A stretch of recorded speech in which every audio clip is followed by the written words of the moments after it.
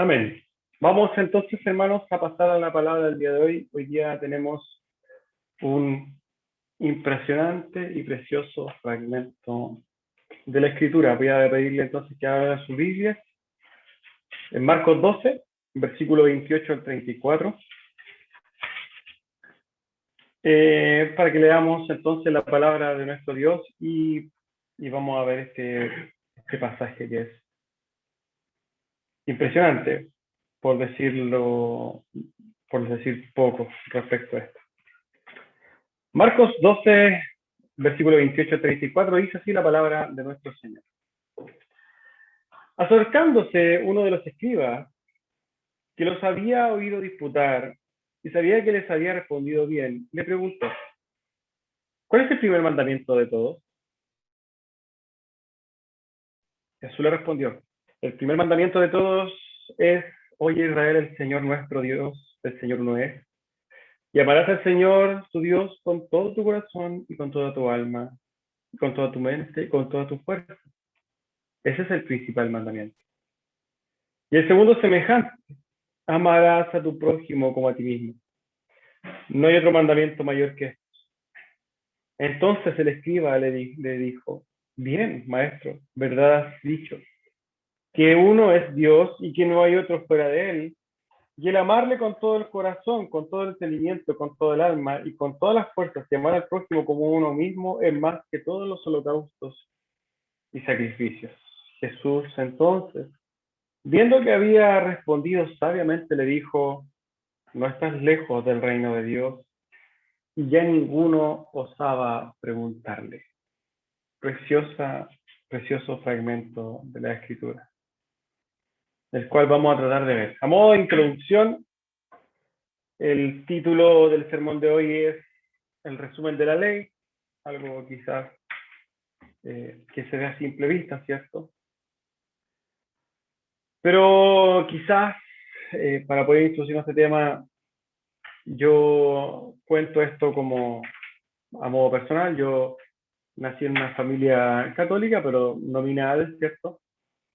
La profesión del catolicismo hace unos 30 años atrás era bastante diferente a la de hoy día, era algo mucho más común. Las personas se preocupaban de que los niños hicieran sus sacramentos, se bautizaban, se hacían su primera comunión, etc. Se confirmaban. Yo hice hasta la primera comunión, me cansé de hacerlo. Y en ese tiempo se nos enseñaba los 10 mandamientos como una norma, como una forma de hacer las cosas bien. Recuerdo hasta el día de hoy, recuerdo que desde aquel día, eso era lo que se enseñaba en los 10 mandamientos. Era una forma de establecer de alguna forma lo que estaba bien. Yo entendía que lo que estaba escrito ahí era para respetarlo, ¿cierto? Para obedecerlo. Y eso está bien en algún sentido, sin lugar a dudas. Pero, ¿qué hay con la profundidad de esto? Los 10 mandamientos son mucho más que una simple tabla para seguir. Tendríamos que preguntarnos, ¿cuál es el propósito más profundo de la ley? ¿Qué muestra la ley de Dios? ¿Cómo se puede cumplir esta ley de Dios? ¿Cuál es el corazón de esta ley? Son preguntas que debemos hacernos.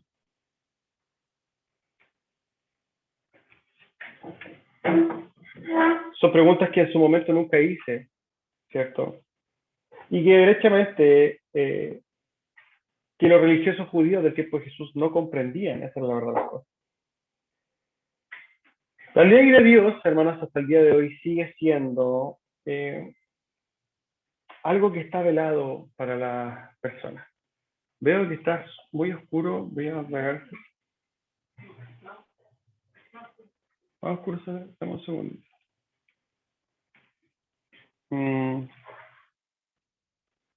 Este puede ser por el contraste de la luz. Ahí se ve. Ya.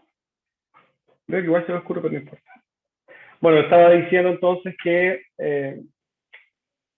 la ley de Dios sigue siendo algo que está totalmente velado para la gente. Esa es la verdad de las cosas. Cuando nosotros hablamos con las personas Pero los 10 mandamientos, bueno, hoy día ya ni siquiera se conoce, ni siquiera se habla de esto. Veo que se ve demasiado oscuro, ¿no? Pero no entiendo por qué. No, no, no, no, no, no, no sé si no.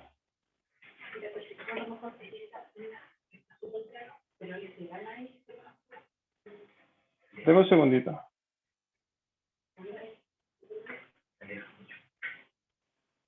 ¿Ah? Cuando me alejo, se, se va oscureciendo. Qué raro.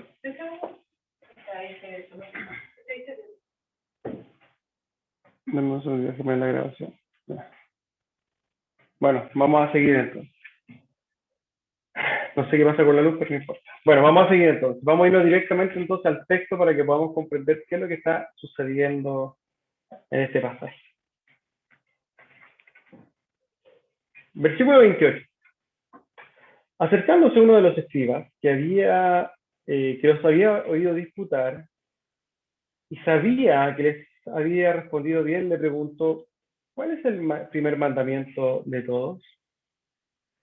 ¿De qué estamos hablando aquí? Nosotros sabemos que la semana pasada, ¿cierto? Jesús estaba discutiendo con los saduceos, los había callado derechamente, respecto de una discusión que tenían de la resurrección. Recordemos que había sido tentado por los saduceos con una pregunta súper rebuscada respecto de qué pasaba, ¿cierto?, con una mujer que había tenido 7 esposos y cómo esto se podía, de alguna manera, conciliar con la doctrina de la resurrección.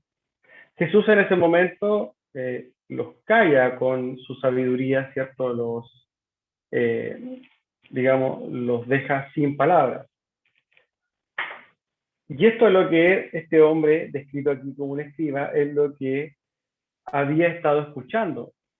Este escriba estaba escuchando esta discusión que la semana pasada nosotros ya vimos y que se relata en los capítulos, perdón, en los versículos anteriores a lo que estamos viendo hoy día.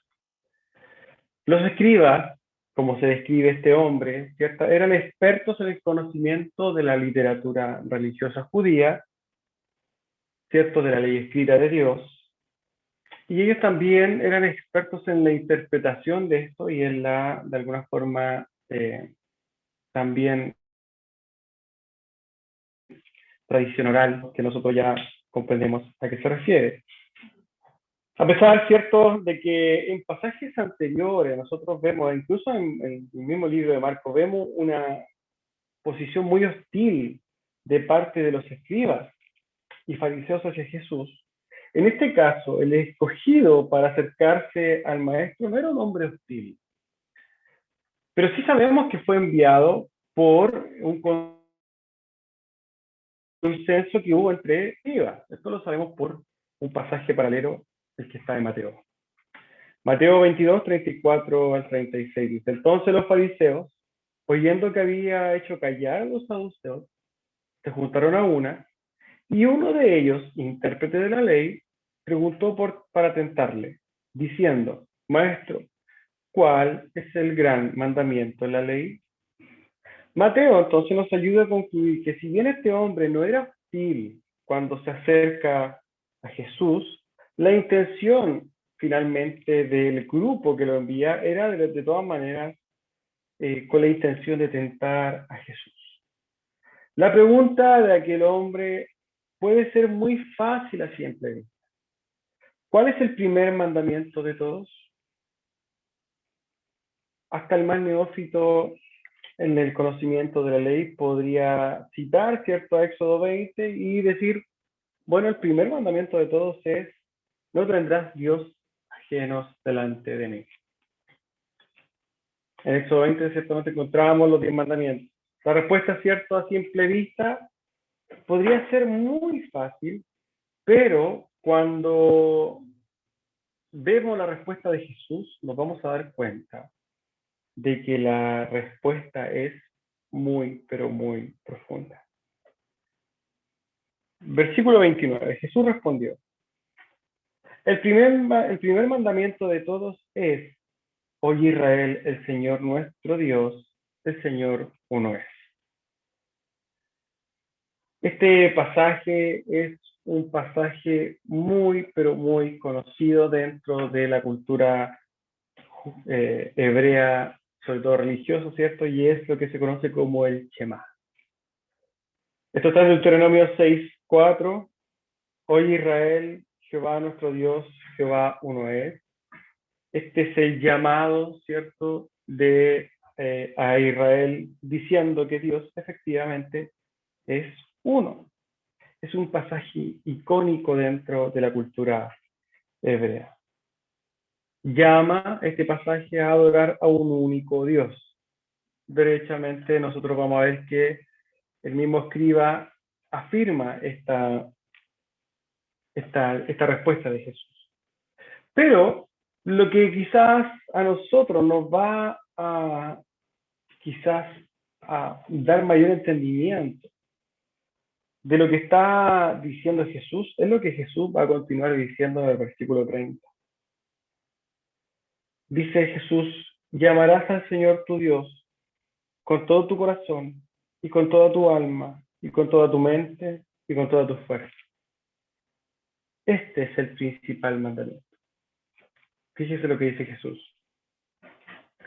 Yo inmediatamente cuando me acerco a este pasaje, cuando me lo leo o cuando me recuerdo a él, inmediatamente viene a mi mente la escena del joven rico, que nosotros la vimos en su momento, porque este joven rico, ¿cierto? Cuando se encuentra con Jesús, le mostró que cumplía todos los mandamientos respecto a sus pares, ¿cierto? Respecto a los mandamientos horizontales, los mandamientos que tenían que ver con las personas.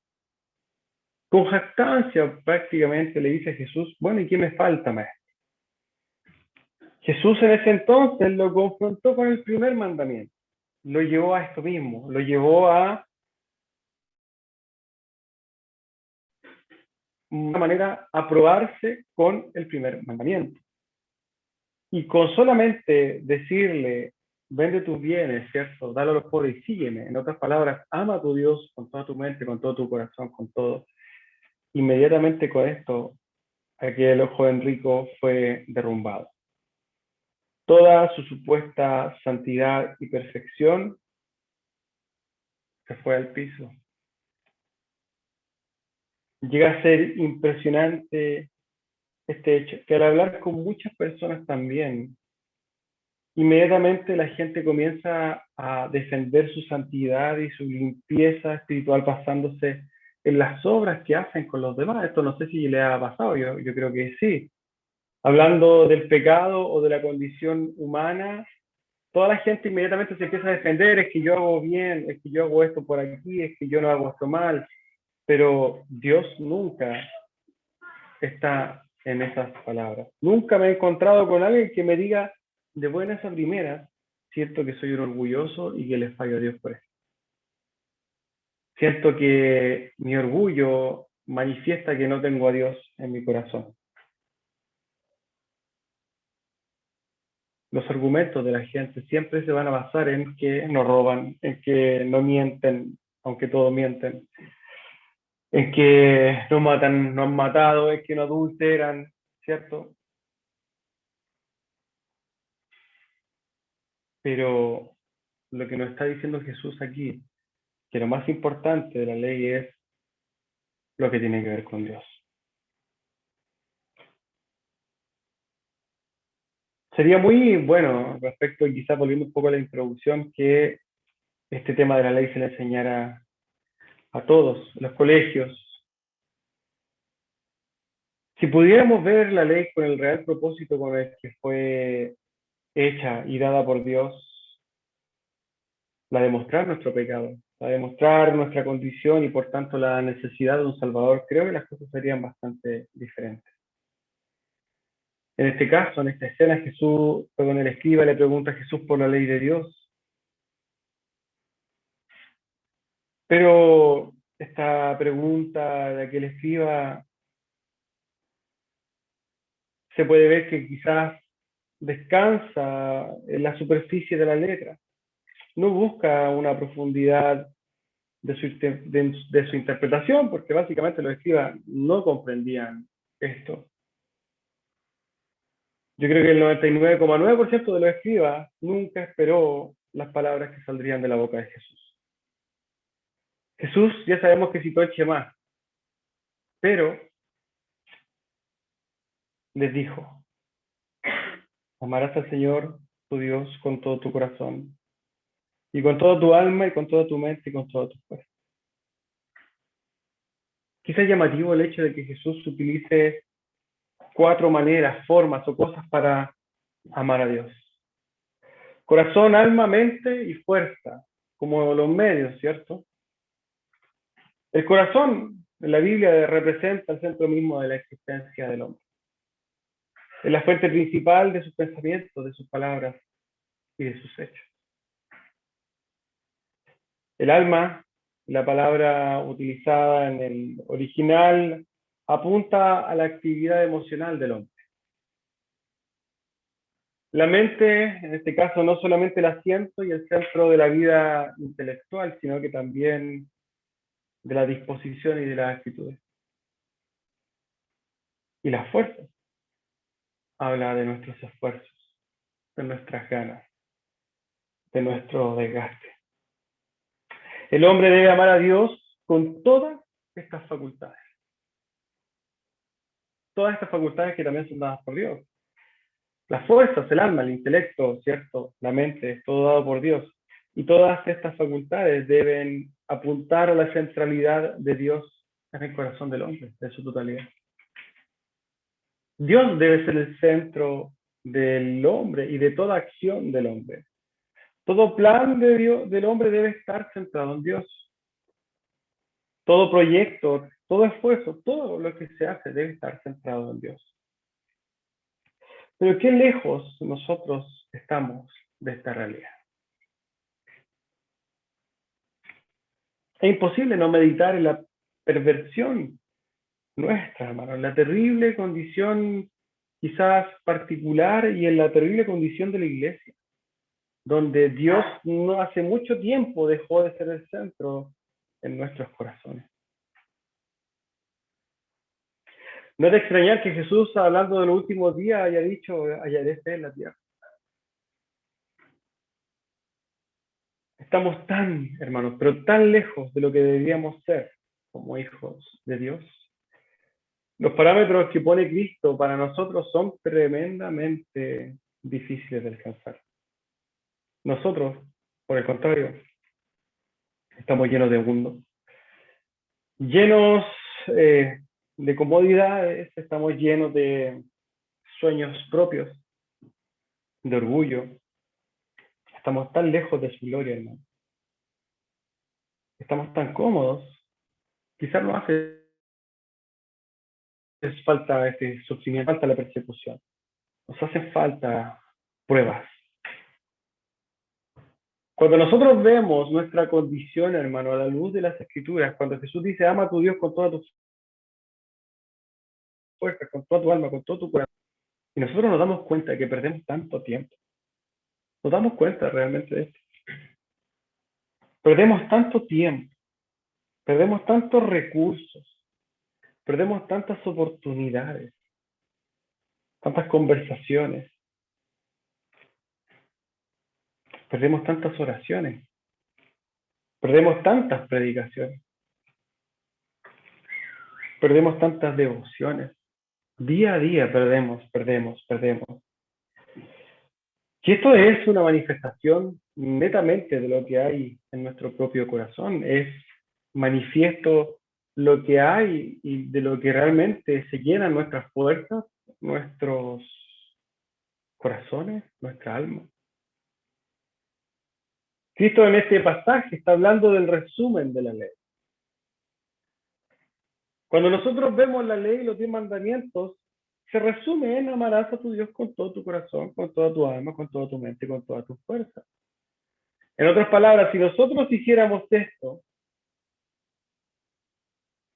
si nosotros amáramos a Dios con todo, Honrar a nuestros padres, no matar, no codiciar, no mentir, no adulterar y no robar, serían cosas que se darían por consecuencia, por fruto, nada más que eso.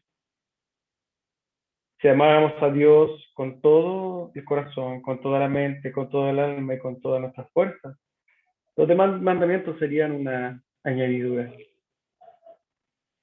Y esto es una tremenda verdad, tremendísima verdad, porque cada vez que nosotros mentimos, demostramos nuestra falta de amor a Dios. Cada vez que codiciamos, demostramos nuestra falta de amor a Dios. Cada vez que adulteramos, y no solamente adulterar respecto de ir y derechamente engañar a nuestras mujeres o nuestros esposos, sino yendo al corazón de la ley, como dice Jesús. Si uno ve a un hombre o a una mujer y la desea en su corazón, ya adulteró. Cada vez que nosotros hacemos eso, demostramos nuestra falta de amor a Dios. Y podríamos ir por el resto de los mandamientos, dándonos cuenta de que cuando nosotros transgredimos los mandamientos de Dios, lo que estamos haciendo es demostrando nuestra falta de amor a Dios. Cómo nos relacionamos en nuestros entornos hablan y demuestran cuánto amor nosotros tenemos por Dios. Nos damos cuenta de la profundidad que encontramos en estas pequeñas palabras de Jesús. Cómo soy como esposo revela el amor a Dios que tengo. Cómo soy como hijo revela el amor que tengo a Dios. Cómo soy como hermano. Cómo soy como papá. Cómo soy como empleado. Cómo soy como jefe. Cómo soy como amigo. Demuestra cuánto amo yo a Dios. Todo lo que nosotros hacemos, hermanos, es una extensión del amor que tenemos para con Dios. Es impactante comprenderlo. Llega a ser chocante comprenderlo. Porque sabe que nos muestra, hermano. Nos muestra que estamos tan lejos del amor que Dios demanda hacia Él. Cuando nosotros vemos nuestras propias vidas, nos vamos a dar cuenta que estamos no lejos, a kilómetros, a kilómetros, a kilómetros de lo que Dios demanda. Está de más decir que nadie puede cumplirlo. Eso es una cosa obvia. Si alguien pudiese cumplirlo, Cristo no tendría que haber venido a la tierra a pagar nuestras maldades y nuestros pecados. Pero por otro lado, esto no quiere decir que nosotros no tengamos que esforzarnos en cumplirlo. Nosotros tenemos que esforzarnos en amar a Dios con toda nuestra mente, con toda nuestra alma, con todas nuestras fuerzas.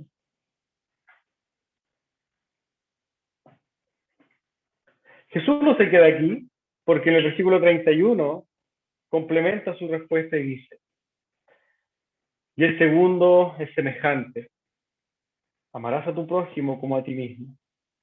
No hay otro mandamiento mayor que este. En este segundo mandamiento se enfoca en el hecho de que amar a Dios o al amar a Dios, tenemos que demostrar dicho amor. ¿Cómo?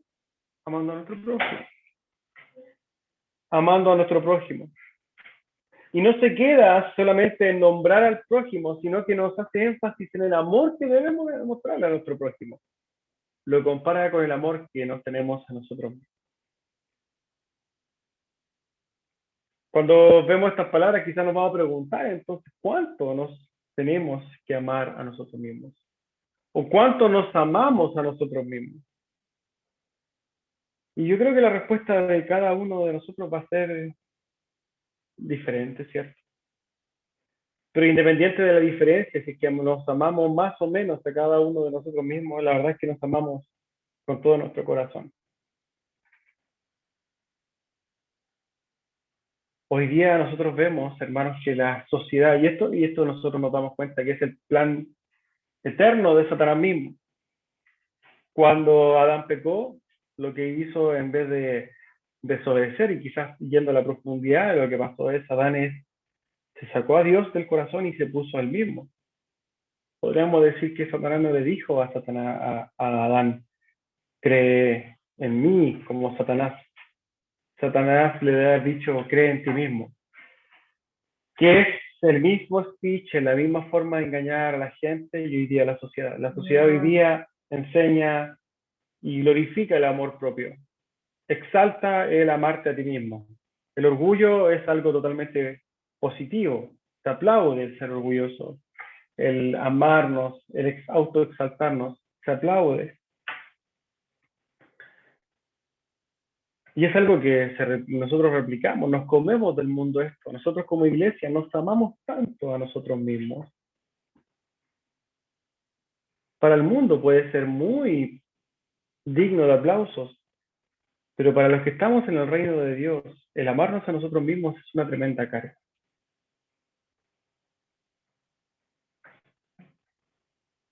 Lamentablemente nosotros como iglesia no nos hemos encargado de amarnos a tal punto, hermano. Y el hombre en sí se ha amado a sí mismo a tal punto que ha destronado a Dios de su corazón hace muchos tiempos. Cuando nosotros entramos al reino de Dios, deberíamos entronar nuevamente a Dios y sacarnos a nosotros mismos. ¿Cierto? En esta quizás reestructuración o quizás en esta reparación de lo dañado. Tal como Adán se sacó a Dios de su corazón y fue consumido, ¿cierto? Por la ley del pecado, etcétera, etcétera. Cuando nosotros vemos que nosotros que veníamos con nosotros en nuestro propio corazón y llegamos al reino de Dios, deberíamos sacarnos a nosotros mismos y poner a Dios como primera cosa en nuestro corazón. Pero no, estamos muy lejos de eso. Hoy día el mundo pregona, amanse a ustedes mismos, ustedes son lo mejor, y la iglesia ha caído en este engaño. Muchos dicen generalmente cliché, no, es que yo amo a Dios con todo mi corazón. Generalmente estas sentencias vienen de las personas más legalistas y las más religiosas. Y eso es porque no entienden en lo absoluto quién es Dios. Es tan vano, bajo el conocimiento y el entendimiento de Dios, su hermosura, su santidad, su perfección, que piensan que sus obras vacías van a hacerlos dignos o van a de alguna forma crear algún tipo de mérito delante de Dios. Están tan equivocados. No entienden en lo absoluto que es solamente a través de Cristo que podemos estar en comunión con Dios. La única forma de estar en comunión con Dios es a través de las obras de Cristo. No hay otra forma, porque día a día, desde lo más profundo de nuestro corazón, sale orgullo, orgullo, orgullo, amor propio, comodidad, placer, egoísmo, pereza, venganza, etcétera, etcétera. Cuando el Señor dice que debemos amar a nuestros prójimos como a nosotros mismos, nos está diciendo que debemos aplicar esta tan inmensa consideración que tenemos hacia nosotros mismos, pero hacia los demás, a los que nos rodean. Cuando le dediquemos las mismas energías que le dedicamos a nuestro bienestar, las mismas energías que le dediquemos a las personas las cuales nos rodean, que dediquemos el mismo desgaste, ¿cierto?, que ocupamos para nuestra propia comodidad, la ocupemos en el bienestar de los demás, nosotros vamos a estar haciendo caso a este segundo mandamiento. Recordemos que los 10 mandamientos se dividen en dos partes. Los mandamientos horizontales, que son los 6 segundos mandamientos, y los verticales, que son para con Dios, que son los primeros 4. Dios de alguna manera, Cristo en este caso, divide estos mandamientos, ¿cierto?, en amarás a tu Dios con toda la fuerza de tu corazón y amarás a tu prójimo como a ti mismo. Cristo está haciendo énfasis en esta segunda parte, en la parte horizontal, los mandamientos que tienen que ver con nuestros pares. Amen a sus prójimos como a ustedes mismos. Qué lejos que estamos de esto. La palabra tiene esta función de hacernos, de movernos, de dar nuestros remesones, ¿cierto? De corregirnos. Recuerdo que antes alguna persona me comentó, me dijo hace mucho tiempo atrás, hermano, es que usted dice cosas como que confrontan, pero no están las palabras de aliento. ¿Por qué? Pero cuando nosotros vemos la Biblia, hermanos, nos vamos a dar cuenta de que si bien hay partes de aliento, hay partes de cierto de consuelo y hay partes cierto de llamarnos a, nosotros nos vamos a dar cuenta de que toda la Biblia es para enseñar. Y todo lo que nosotros pensemos, nuestras mentes carnales van a ir en contra siempre de la voluntad de Dios. Lo que hace Dios manifiesta en su palabra es enseñanza. Y cuando nosotros nos sujetamos a la enseñanza, tenemos que comprender que tenemos que dejar de lado nuestras propias formas de razonar y hacerle caso a la Biblia. En ese sentido, esto lo vamos a encontrar en toda la Biblia.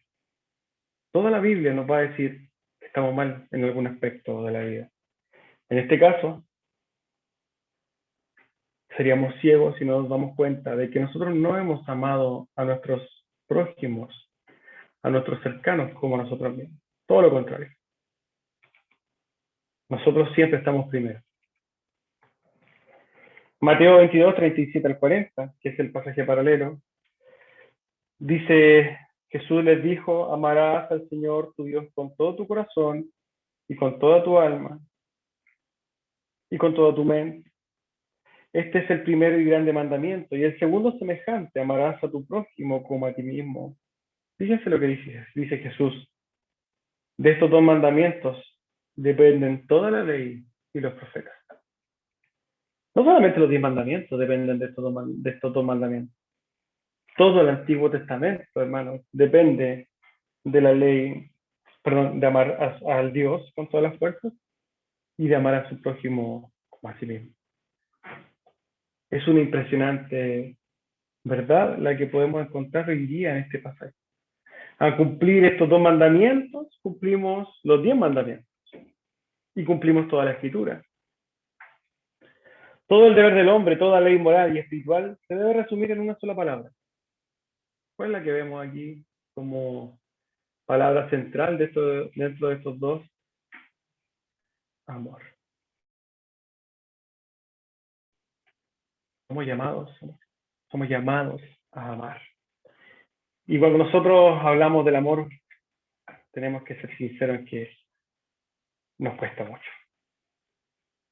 Nos cuesta demasiado amar. Es impresionante la manera de que nosotros como iglesia no practicamos el amor. Ni siquiera consideramos el amor.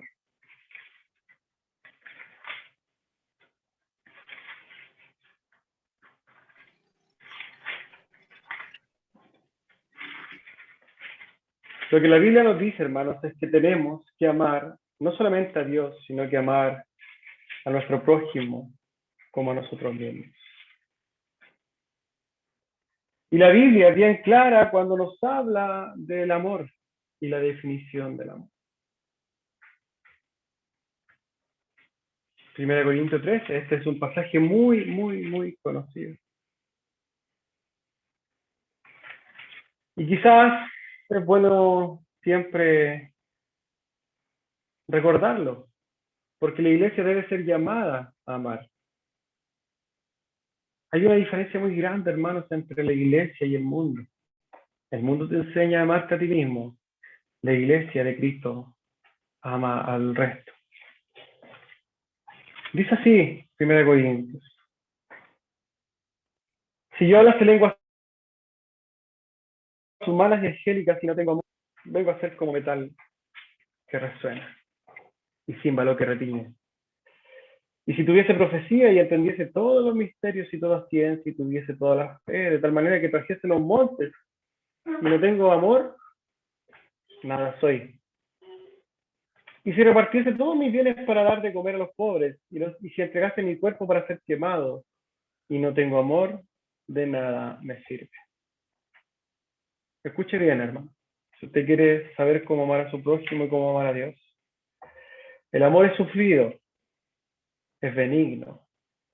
El amor no tiene envidia, el amor no es jactancioso, no se envanece, no hace nada indebido, no busca lo suyo, no se irrita, no guarda rencor, no se goza de la injusticia, más se goza de la verdad.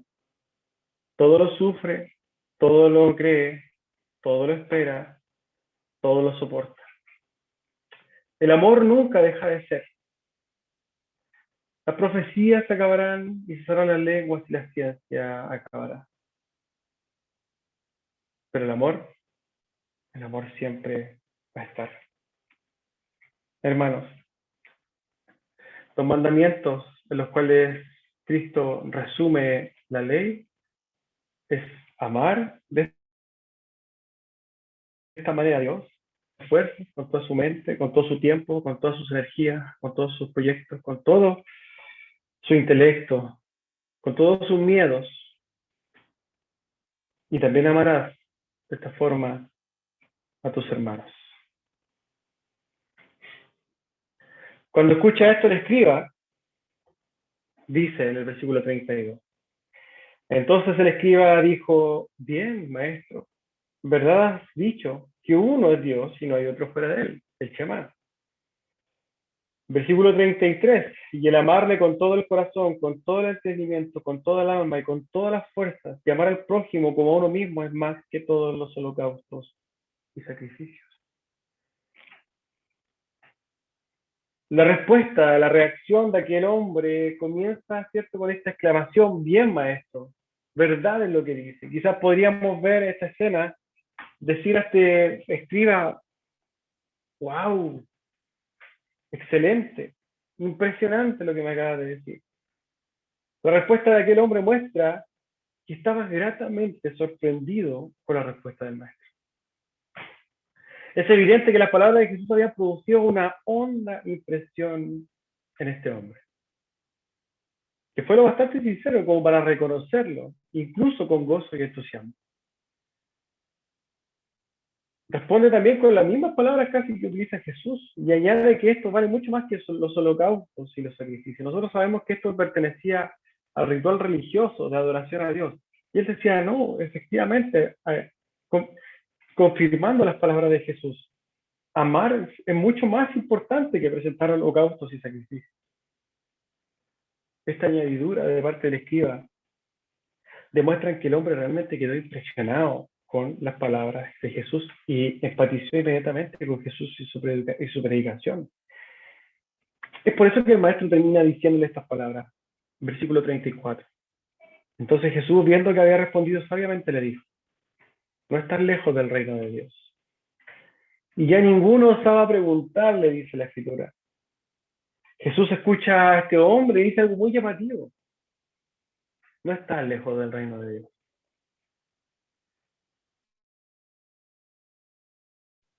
Pero tenemos que tomar estas perfectamente como son. Jesús dice que no está lejos, ¿cierto? Pero tampoco está dentro del reino de Dios. Este escriba uno era parte de la iglesia. No sabemos si es que en el tiempo después se convirtió a Cristo, si entró derechamente al reino de Dios. Pero Jesús estaba diciendo que estaba cerca. Porque se estaba acercando al verdadero sentido de las Escrituras.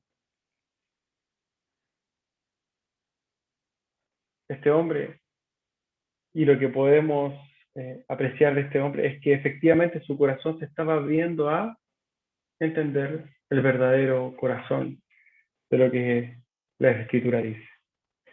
Por eso sabemos que Jesús le dice, estás cerca. Ahora, si nosotros pensamos en algo, nosotros tenemos que darnos cuenta de que este hombre se estaba acercando al reino de Dios no por las obras. No había ni hecho ninguna obra este escriba para acercarse al reino de Dios. Lo que estaba haciendo él era comenzando a entender. Y nosotros entramos al reino de Dios cuando entendemos, cuando comprendemos, cuando nuestra mente y nuestro corazón son abiertos, cuando nosotros recibimos el don de la fe y por tanto creemos. Es ahí cuando entramos en el reino de Dios. Y esto no es porque nosotros tengamos, ¿cierto?, esta capacidad que algunos no tienen de creer. Es porque esto es un regalo de Dios. Ciertamente espero que Dios haya concedido a este escriba el don de la salvación y del arrepentimiento. Espero que haya pasado de estar cerca del reino a estar dentro del reino tal como estamos nosotros. No tenemos que olvidar que la fe para poder entrar al reino de Dios es un regalo de Dios, nada más que eso. En cuanto a la escena, concluye el hecho de que ya nadie quería preguntarle por qué, porque los escribas se dan cuenta que incluso los suyos quedaban impresionados por la respuesta de Cristo. Hermanos, el día de hoy no tendremos una conclusión al respecto. Creo que las palabras dadas por Jesús y lo que hemos tratado de profundizar son suficientes para poder remover nuestros corazones. De llamarnos, ¿por qué no?, a meditar en cómo nosotros estamos cumpliendo la ley de Dios. El apóstol Pablo dice, bueno, ahora que porque estamos, y estoy parafraseando esto, ahora porque somos salvos por gracia, todos invalidamos la ley. No, hermano, la ley no se invalida, la ley hay que cumplirla.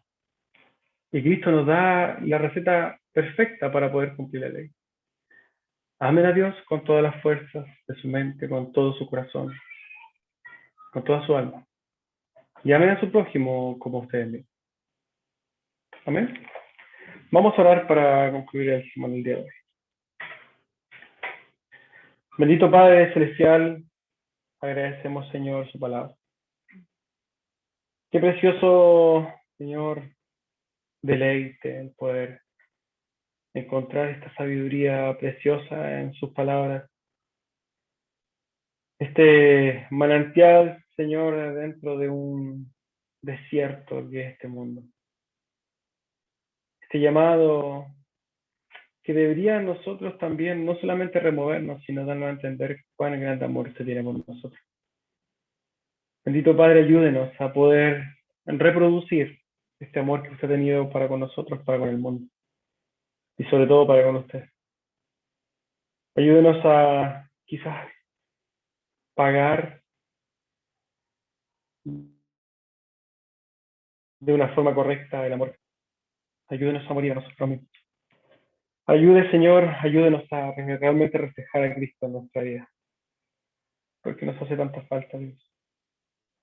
Agradecemos su palabra, agradecemos, Señor, todo su amor, su gracia por nosotros. Le damos gracias por este día, oramos para que usted nos siga acompañando este día, que nos siga guardando, que sea un día de bendición, Señor. Le damos gracias y damos por terminado este servicio también en el nombre y por los méritos de su Hijo Jesús. Amén.